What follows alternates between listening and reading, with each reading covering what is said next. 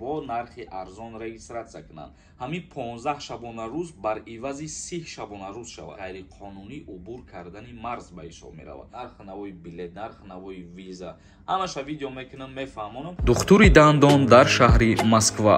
бародарони тоҷик дар хизмати мову шумо мебошанд. ҳама намуди бемориҳои дандонро табобат мекунанд. барои сафед кардани дандон, барои пломба мондани дандон, барои табобат кардани хунукиҳои дандон, ба рақамҳои рӯи экран дар тамос бошед. ҳатман аз номи канали мо муроҷиат кунед. духтури дандон бо нархи арзон ва дастрас. ассалому алайкум ба ҳама тамошобинони барномаҳои канали юристиҷаи барномаҳои Сорбон Сафаров. тамошобинони азиз, як ахбороти нав ба маълумоти ҳаматон мерасонам ва комментарияҳоро хонда ба саволотон ҷавоб мегардонам. дар видео ҳатман лайк бимонед. як мақомдори Федератсияи Россия қайд намуд ки регистратсия барои муҳоҷирони меҳнатӣ сабуктар карда мешавад. ба қонунгузории Федератсияи Россия тағйиротҳо ворид карда мешавад то қайди муҳоҷиратӣ ё регистратсия дар ҷои иқомат барои хориҷиён осонтар карда шавад. зарурати шахсан рафтани худи соҳибхона ки манзилро ба муҳоҷир ба иҷора медиҳад аз байн меравад, тавзеҳ дод мақомдори Федератсияи Россия. агар қонунӣ ба назар бигирем, муҳоҷирон бояд ба мақомотҳои давлатӣ рафта муроҷиат кунанд барои гирифтани регистратсия ва дар ҳолати ба мақомотҳо рафтан бояд ки соҳибхона шахсан бо худи муҳоҷир мешид. вале мутобиқи тағйирот ва иловаҳо аз иҷа пас муҳоҷирон метавонанд ки шахсан худшон бе соҳибхона рафта муроҷиат кунанд барои дастрас намудани регистратсияшон ба адреси истиқоматкунишон. ва инчунин гуфта мешавад ҳар як шаҳрванди хориҷие ки вориди Федератсияи Россия мешавад 15 шабонарӯз ҳақ дорад ки регистратсияи худша дастрас кунад. вале боз як пешниҳоди дигар карданд ки дар ҳолати ворид шидани хориҷиён ба Федератсияи Россия ҳамин 15 шабонарӯз бар ивази 30 шабонарӯз шавад. яъне ки мумкин дар ояндаҳои наздик вақти муҳоҷирон вориди Федератсияи Россия мешаванд, муҳлатшон битиянд 30 шабонарӯз барои гирифтани регистратсия. тамошобинони азиз, ин ба тағйиротҳо ва иловаҳо дар қонунгузории Федератсияи Россия ки пешниҳод шудагӣ ҳастанд. агар ки рӯзҳои наздик ба имзо расид, боз ҳатман шуморо огоҳ мекунем. акнун мегзарем ба қисми хондани комментарияҳо. аввал дар ҳамин ҷо як чиза қайд карда мегзарам. касое ки дар Москва ё Московский област қарор дорен ва мехоҳем ки границаи Қазоқистона бигзарен, пас инами рақамҳода занг бизанен, ҳатман айноми юрист гап занен, шуморо бо нархи арзон бурда аз границаи Қазоқистон мегзарона ва ба хости худо соқу саломат гирифта миёратон. бо лил эми нависондай ака агар паспорт печати границаи фалшивӣ задагӣ боша, аз Россия Тоҷикистон рафтан метавонад. агар мутобиқи қонунгузории Федератсияи Россия бигирем, вақте ки паспорти шумо печати фалшивӣ дорад, аллакай дар назди қонунгузории Федератсияи Россия ғайриқонунӣ убур кардани марз ба ҳисоб меравад ва барои ин кирдор метавонанд ки 10 моҳ аз озодӣ маҳрум кунанд ё ба миқдори 500 000 рубл ҷарима кунанд. борз нависондай ай граница биёй ба регистратсияи пешинат патент супорӣ равем мешавад ё ин ки не.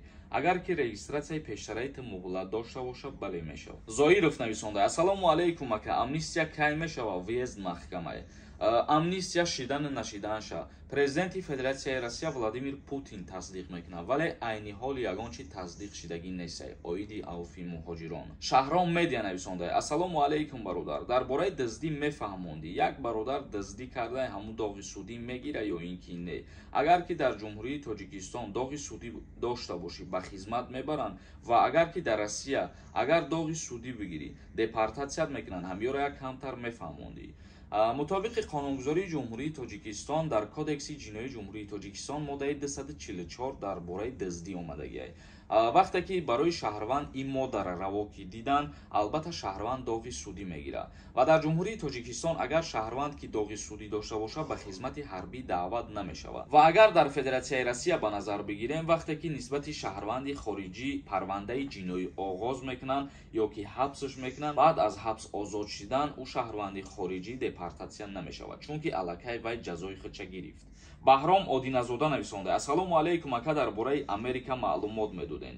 оиди Америка рафтан ростига маълумот надорам. Агар ки информатсияҳои пурра дастрас кардем, ҳатман видео карда мефаҳмонем амаша. Бароту ва нависонда: ассалому алайкум, Аллоҳи меҳрубон нигаҳбонтон бошад. Программа кунен шаҳри Дубая. Аллоҳи меҳрубон аз шумо розӣ бошад. Сафари бехатару соқу саломат рафта, соқу саломат биёен. ҳазор раҳмати калон касое ки суханҳои хуб нависондан дар комментария. Ма ҳамаи комментарияҳои шуморо хондум ва дар барномаи динангӣ ма қайд намудам ки агар касе ки бихоҳад, ма шаҳри Дубая як барномаи алоҳида карда нархи навои гостиницаоша, нархи навои билет, нархи навои виза ҳамаша видео мекунам, мефаҳмонам ва бисёри нафарҳо ҳамин чиза хоҳиш карданд ки видео кун. Худо розӣ бошад, як рӯзада ҳамин видео пешниҳоди шумо карда мешавад.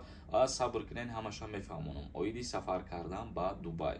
Қурбон нависонда: ассалому алайкум акаи Сорбон, илтимос ҳамин саволи мада ҷавоб де. Ма 18-умда Тоҷикистон мерам, 14-умда бояд патент биспорам. Наспорида бирам проблема намешава, пешакӣ раҳмат. дар ҳолате ки мисол 1 моҳ ё 2 моҳ шидагие ти дар Россия қарор дорӣ ва мигратсиони картаи ти работа қайд кардагие. Вақте ки Тоҷикистон меояд дар таможни аэропорт мигратсиони картара аз дасти ти мегиранд. Дар ҳамун ҳолат агар ки патент пурсидан метавонӣ бугӯӣ ки ман 1 моҳ ё 2 моҳ пеш омадагии муҳлати мигратсиони картара бибинед. Ва ман кору фаъолият накардам, кор наёфтам, обратно ба Тоҷикистон мерам. Вале агар тӯли 6 моҳу 1 сол ти гаштагӣ бошӣ ба ҳамун мигратсиони картат, метавонанд ки дар ин ҳолат барои бепатент будан запрет на выездат кунанд. Бандаи Аллоҳ нависонда: салом брат, оиди аблава як видео шава. Кай буд мешава ва чанқа пир шидай брат, жду дастгирӣ кардесем. ҳазор раҳмати калон барои дастгирӣ кардантон. Даъваткунӣ ба хизмати ҳарбӣ дар ҷумҳурии Тоҷикистон фармонаш 27 ноябр меброяд ва ба анҷом мерасад. Ҳозираш дар сартосари ҷумҳурии Тоҷикистон 80% нақша ба иҷро расидагие. Ҳаитов нависонда: ассалому алайкум ака, ягон вариант ҳаст штоби бинем ки патенти ма базада ҳаст ё ин ки не. услугаи проверка кардани патента бугӯягар мутаассифона нест, хеле услуга надорем.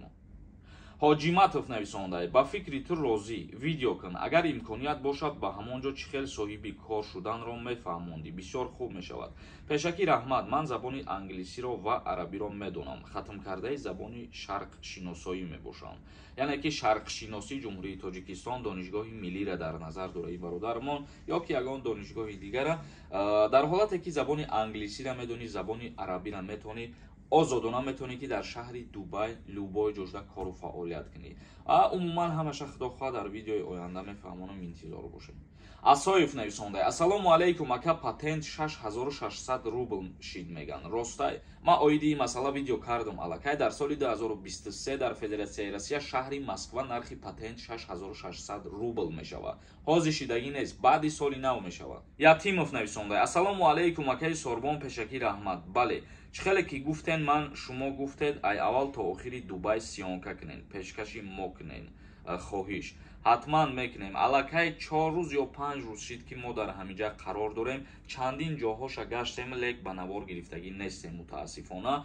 худо хоҳад аз ҳамин рӯз куҷое ки мерем видео мекунем, мефаҳмонем куҷое, чӣ хел корҳое дар иҷа, чӣ намуд одамизотаю, чӣ намуд рафторай, умуман ҳамаша мефаҳмонем ай ҳамин рӯз видео карда. ба ҳамин барномаи имрӯзара ҷамъбаст мекунем. То барномаҳои дигар, худованд ҳамаи мо шуморо нигаҳбон.